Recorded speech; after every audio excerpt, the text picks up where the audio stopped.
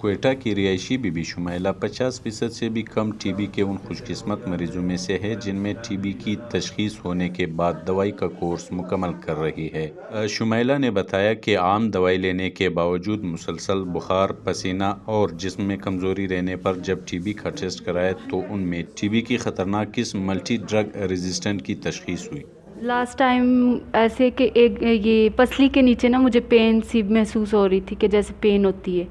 جب میں کھانستی ہوں وہ پین زیادہ ہوتی ہے، تو تقریباً کھانسی بھی مجھے زیادہ عرصہ نہیں رہی، بس یہ بخار اور پسینہ ہی آتا تھا۔ 2 ماہ ہو گئے کھاتے ہوئے، ابھی آج یہ 3را ماہ ہے میں یہاں پہ آئی ہوں۔ 4 بیٹے میرے، تو میں نے ان کو دوسرے کمرے میں شفٹ کیا، خود دوسرے کمرے میں شفٹ ہو گئی، تھوڑا ان سے دور فاصلے پہ رہتی تھی، ماسک پہن کے رکھتی تھی ہر ٹائم۔ مجھے تقریباً 2 ماہ ہو گئے یہ میڈیسن کھاتے ہوئے، اور میں تقریباً 15 دن میں جو ہے نا میں امپروو ہو گئی تھی، ہر چیز جو میری پین تھی، کھانسی تھی، بلغم تھی، سب کچھ ٹھیک ہو گیا۔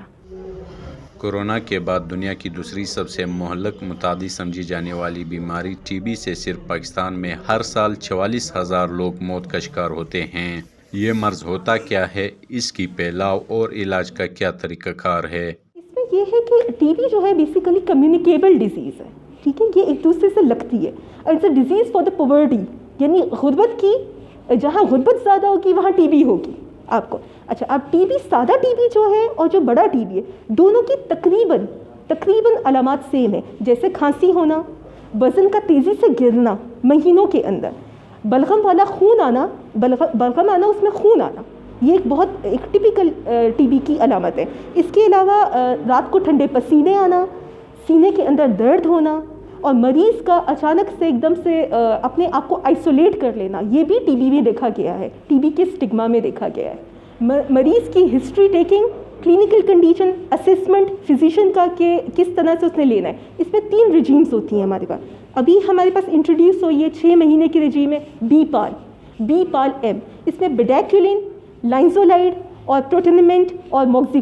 فلوکسیسن، یہ ہم بیسیکلی دیتے ہیں مریض کو، یہ 6 سے 9 مہینے کا ٹریٹمنٹ ہے، ٹھیک ہے۔ اس کے علاوہ ایک ہوتا ہے چھوٹا رجیم، جسے ہم کہتے ہیں ایس ٹی آر رجیم، شارٹ ٹرم رجیم کے نام سے، اس کو ہم تقریباً 11 منتھ تک چلاتے ہیں اگر وہ مریض اس کے کرائٹیریا پر آتے ہیں۔ اس کے علاوہ ہوتا ہے L T R, long treatment regiment جو ہوتا ہے، اس میں ایل ٹی آر 1، 2، 3، اس کو ہم تقریباً یہ چلتا ہے 18 مہینے تک، 18 سے 20 مہینے۔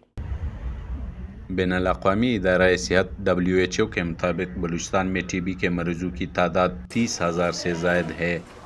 تاہم Balochistan T B control programme کے سربراہ ڈاکٹر آصف انور شاوانی کہتے ہیں کہ وہ ہر سال نصف سے بھی کم مریضوں کی نشاندہی کرنے میں کامیاب ہوتے ہیں۔ پاکستان میں اور بلوچستان میں جو بڑا ایشو ہے وہ ہے مسنگ کیسز وہ ہیں جیسے ٹی بی، دیکھیں میں نے پہلے بتایا غریبوں کی بیماری ہے نا، تو غریب بیچارے ابھی کوئٹہ تک اگر یہاں سے اگر فرق کرو، آپ کے مستونگ کے بھی کچھ ایریاز ہیں، اس کے مریض بھی مستونگ کے شہر تک نہیں پہنچ سکتے ہیں، کوئٹہ نہیں پہنچ، اتنے غریب ہیں لوگ، پہاڑوں میں اکثر دور ہیں، ان کو پتہ نہیں ہوتا ہے کہ ہمیں ٹی بی ہے، کھانسی ہوتی ہے تھوڑی بہت، تو دوائیاں ان کو جو لوکل ڈاکٹرز ہیں وہ دیتے ہیں، ان کو پتہ نہیں ہوتا ہے، تو مسنگ کیسز زیادہ ہیں۔ WHO کا جو اعداد و شمار ہے اس کے مطابق بلوچستان میں 30,000 سے اوپر کیسز ہونے چاہیے ایک سال میں، لیکن ہم ابھی تک کوشش ہم نے کی ہے، ہم نے سینٹرز بڑھائے ہیں، ہم نے ایکس رے مشینز دی ہیں ڈیجیٹل، ہم نے جین ایکسپرٹ مشین دی ہیں، ہم نے ایکٹیویٹیز کی ہیں، پھر بھی ہم پچھلے سال 14,300 تک پہنچ چکے ہیں،